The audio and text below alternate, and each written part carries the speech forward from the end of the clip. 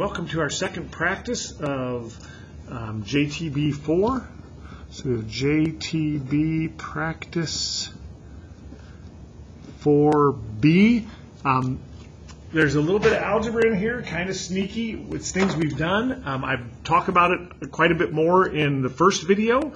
So if you're confused along the way, might want to go back, recheck that, or check out that first video if you haven't done so, or take another look at it.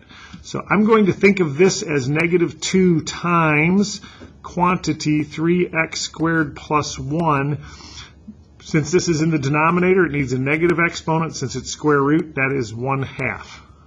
And I'm going to find the derivative of this. So f prime of x. The -2 just goes along for the ride. The derivative of this would be -1/2 times, leave the baby alone, 3x squared plus 1, reduce the -1/2 by 1, -3/2, and treat the baby. So what do we have here? A nice fortunate happenstance. -2 times -1/2, positive 1. We have 6x times 3x squared plus 1 to the -3/2. And there's our first derivative. I'm going to write that as 6x on 3x squared plus 1 to the 3/2. If you want to write that as square root of to the third, be my guest. So we got the first derivative. We're interested when it's equal to 0. Note, the denominator will always be positive. So this is just a study of the numerator. When is the numerator 0? When x is 0. Anything bigger than 0 here makes the numerator positive. Divided by the positive denominator, positive. Anything smaller than 0 makes the numerator negative. The denominator always positive. Negative divided by positive, negative. Therefore, our graph goes down, comes up, and we have a minimum at 0. We have a graph that is decreasing from negative infinity. Ooh, don't need 3 of them. Negative infinity until we get to 0, because this is our slope. And then increases from 0 to infinity. And what else do we know? Well, if the graph doesn't level off anywhere but here, and that's a minimum, we do not have a maximum. Well, that's not too bad. Second derivative, f double prime x. We need to product rule this. Derivative of the first, 6. Plain old second, 3x squared plus 1 to the -3/2. Times, or plus, the plain old first, 6x. I might have done that in a different order than we've done them in the past, but again, it doesn't matter. I need the derivative of one and not the other, plus the derivative of the other and not the one. So this one times this derivative, that would be chain rule. Treat the mama, -3/2 to the -5/2. I subtracted 1. Leave the baby alone. Treat the baby.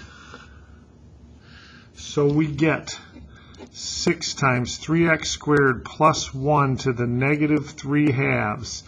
Over here, let's see what we get here. We get 18, -18 divided by 2, -9, times 6, -54. So -54. We got an x, we got another x, x squared.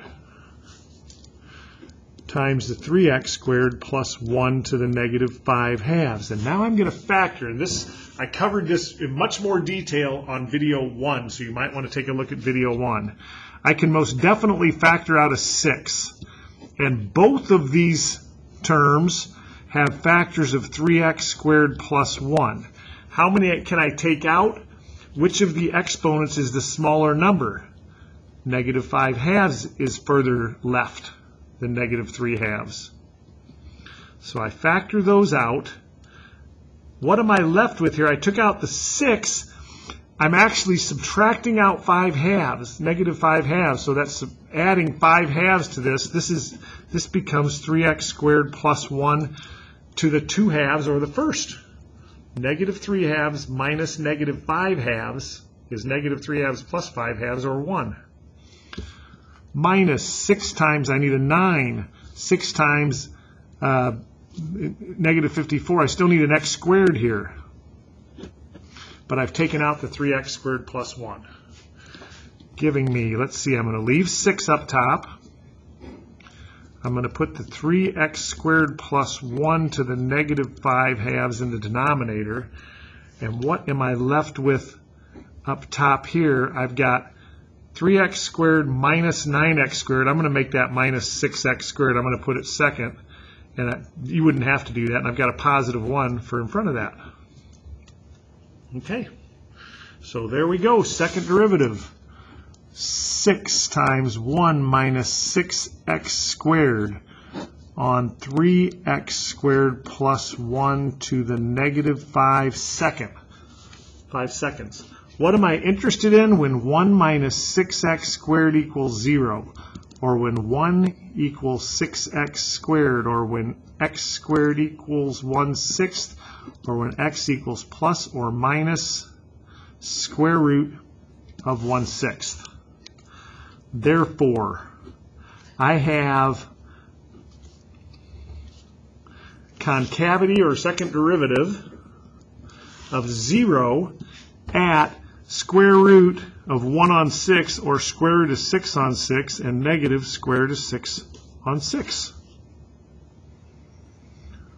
Let's see what happens in between there. Well, 0 conveniently is in between there. I put in 0, I get 6 times 1 minus 0, 6 times 1, a positive.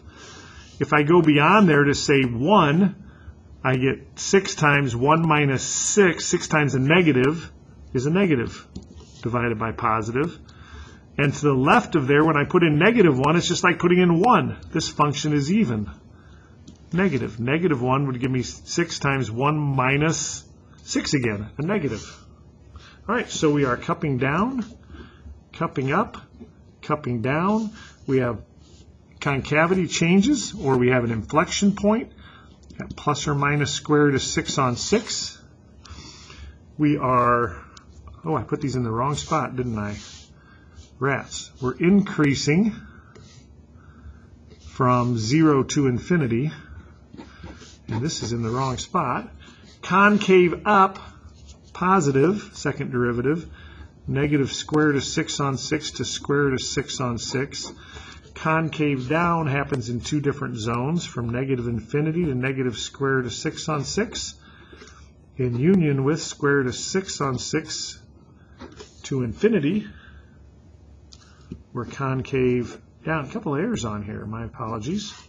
Concave down, I'll bet you all saw those. And now let's get a look at the graph. Y equals negative 2 on 3x squared plus 1 square root. Let's see what, let's call that f of x. Let's find f of 0. I get negative 2 on 0, 1, square root of 1, 1. So our graph has a point at 0, negative 1. That's convenient, and even more convenient than it might be sometimes, because that point is a minimum and is concave up, which is virtually saying the same thing. Okay? Slope is 0, concave up. And then as we move off to the right, the graph keeps going up. But let's see what happens. I want to get beyond the fray, and I mentioned this a lot. Beyond the fray means let's get beyond with the interesting calculus stuff. And square root of 6 on 6 is less than 1. So let's just jump out to 10. F of 10 gives me negative 2 on square root of 301, which is going to get closer and closer and closer to 0, but it's going to be negative. It's like negative 0. So it's getting sucked into 0 from below. F of negative 10. Negative 2 on 301 root, 301 square root. And that is negative 0 as we go to the left. Things that got confirmed there, as we go to the left, the slope coming in from the left is negative, and we are cupping down. To the right, the slope is positive, and we are cupping down. Where does that change? At square root of 6 on 6 and negative square root of 6 on 6 is where the cupping changes. So we're cupping down, we get here, and we start our cupping up. we're cupping down. We get right into here, and we should show that we start cupping back up. And there we have it. That is a 10 out of 10 because I was fortunate enough to catch a couple of my little mistakes.